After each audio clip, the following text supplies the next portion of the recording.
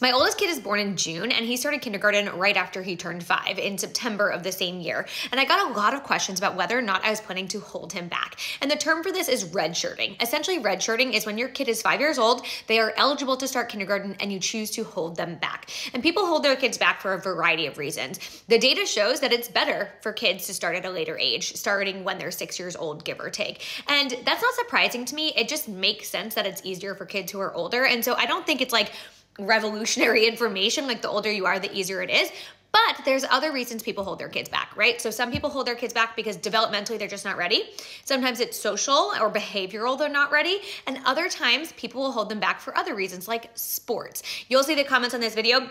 A lot of people talk about sports because when you hold your kids back, they are older and therefore bigger, and they'll excel in sports when they're older. And so that's a bit of a controversial one. But here's the thing about redshirting.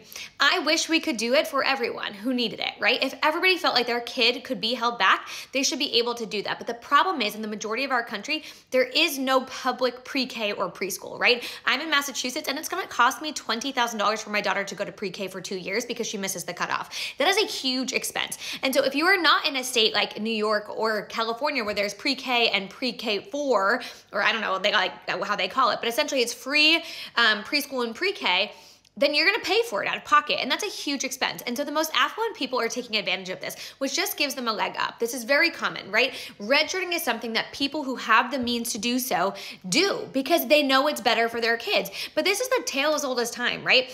People who have wealth and privilege are able to do these things for their kids, and their kids ultimately benefit from it, which is why I feel like kind of iffy on redshirting. Like, I think it's great to do if your kid really needs it. I just wish every family had access to it because so many people say, I cannot afford to have my kids stay in pre-K for another year. I need them to go to kindergarten where it's public school, where they're getting free lunch, at least in my state they are, and that is what our family needs. And so here's the thing. If every kid could like start school when they were most ready, that would be ideal. But unfortunately, not everybody has access to that. And so until that's the case, I think redshirting is going to continue to be a controversial thing because I think sometimes people are doing it for the wrong reasons.